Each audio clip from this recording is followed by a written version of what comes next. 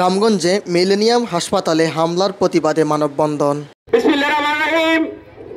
হাসপাতাল মালিক সমিতি কর্তৃক আয়োজিত লক্ষ্মীপুর জেলার প্রত্যেকটি উপজেলায় আজকে যে মানববন্ধন হয়েছেন লক্ষ্মীপুরে রোগীর মৃত্যুকে কেন্দ্র করে মিলেনিয়াম হাসপাতালের ডাক্তার ও স্টাফদের উপর হামলা ও ভাঙচুরের ঘটনার প্রতিবাদে মানববন্ধন করেছেন Bangladesh private hospital clinic and diagnostic honours association Ramganj উপজেলা শাখার উদ্যোগে। ওনার বয়স মিনিমাম 75 থেকে 80।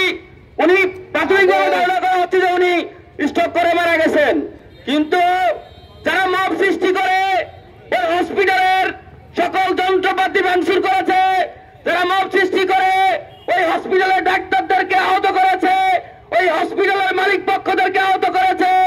শনিবার 11টায় রামগঞ্জ পৌরসভা গেট সংলগ্ন এই মানববন্ধনের আয়োজন করা হয়।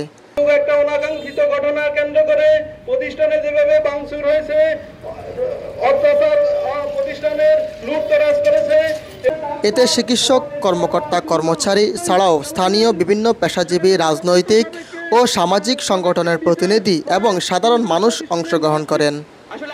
আমাদের ভুল ত্রুটি থাকলে সেটা আমাদেরকে ধরিয়ে দিবেন এবং আইনি প্রক্রিয়াভাবে সেটা সমাধান করার চেষ্টা করবেন, কিন্তু অতর্কিতভাবে বিভিন্ন মানুষের মাধ্যমে, রাস্তার মানুষের মাধ্যমে আমাদেরকে এভাবে আসে আক্রমণ করা, এটা আমাদের কর্মস্থলে একটা ব্যাঘাত সৃষ্টি করে। আমরা কর্মস্থলে নিরাপত্তা চাই। মানববন্ধনে বক্তারা বলেন, চিকিৎসা চলাকালীন রোগীর মৃত্যুকে কেন্দ্র করে ডাক্তার স্টাফদের উপর হামলা কোনোভাবেই গ্রহণযোগ্য নয়। এটি শুধু চিকিৎসকদের জন্য নয়, সাধারণ মানুষের স্বাস্থ্যসেবার জন্য মারাত্মক হুমকি।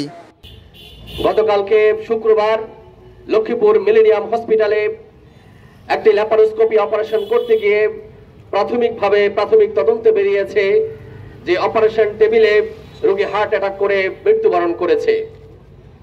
এই ঘটনাকে কেন্দ্র করে একটি স্বার্থান্বেষী মহল সুপরিকল্পিতভাবে সেই প্রতিষ্ঠানের উপর হামলা ভাঙচুর করে এবং ডাক্তার, স্টাফ, নার্স সহ তাদের উপর অতর্কিত হামলা করে। ওই প্রতিষ্ঠানের বিভিন্ন যন্ত্রপাতি, ফার্নিচার থেকে শুরু করে বিভিন্ন প্রকারের মব সৃষ্টি করে ভাঙচুর করে এবং সর্বশেষ প্রতিষ্ঠানের ক্যাশ লুট করে সেখানে একটা নৈরাজ্যকর পরিস্থিতি সৃষ্টি করে। তারা দোষীদের দ্রুত শনাক্ত করে আইনের আওতায় আনার জোর দাবি জানান। সঠিক তদন্তের মাধ্যমে অপরাধীদের গ্রেফতার করা না হলে বাংলাদেশ প্রাইভেট হসপিটাল অ্যাসোসিয়েশনের কেন্দ্রীয় ঘোষণা অনুযায়ী সকল প্রাইভেট হাসপাতালের সেবা কার্যক্রম বন্ধ করে দেওয়া হবে। আমরা লক্ষ্য করেছি বিগত দিনে গত 16-17টি বছরের সেই শাসনামলে এই ধরনের ঘটনা ঘটে থাকতো। কোথাও কার কোনো সমস্যা হয়েছে, কোথাও কার কোনো ত্রুটি বিচ্ছুতি লক্ষ্য করা গিয়েছে, কোথাও একটা ঘটনা সংঘটিত হয়েছে। এই ঘটনা অঘটনাকে পুঁজি করে একটা শ্রেণী, একটা স্বার্থান্বেষী মহল, একটা গ্রুপ সব সময় ওত পেতে থাকতো যে সেখান থেকে একটা ধান্দা সৃষ্টি করার জন্য। তারপরেও কে বা কারা অথবা তাদের দোসর আজকে এই ধরনের ঘটনা ঘটিয়েছে, আমরা দৃষ্টান্তমূলক শাস্তি দাবি করছি। বক্তারা আরও বলেন, স্বাস্থ্যসেবার পরিবেশ সুরক্ষিত না হলে রোগীরাও কাঙ্ক্ষিত চিকিৎসা সেবা পাবে না।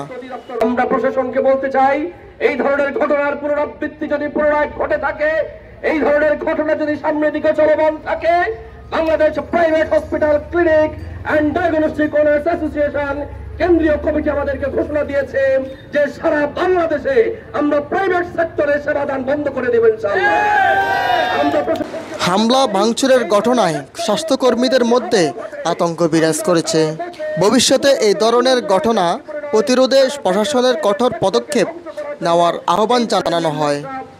মানববন্ধনে এ সময় উপস্থিত ছিলেন বাংলাদেশ প্রাইভেট হসপিটাল অ্যাসোসিয়েশনের রামগঞ্জ শাখার ভারপ্রাপ্ত সভাপতি নাজমুল হাসান পাটোয়ারি, সহসভাপতি ফারুক হোসেন, সাধারণ সম্পাদক মিজানুর রহমান ভূঁইয়া, সাংগঠনিক সম্পাদক হাবিবুর রহমান, কোষাধ্যক্ষ জসিম উদ্দিন, দপ্তর সম্পাদক বাবর চৌধুরী, যুগ্ম সাধারণ সম্পাদক ফারুক পাঠান, বিল্লাল হোসেন, সদস্য সুমন হোসেন, মনির হোসেন, শাহ আলম সুমন, দুলাল চন্দ্র দাস সহ রামগঞ্জের সকল হসপিটালের ডাক্তার ও কর্মচারী কর্মকর্তারা।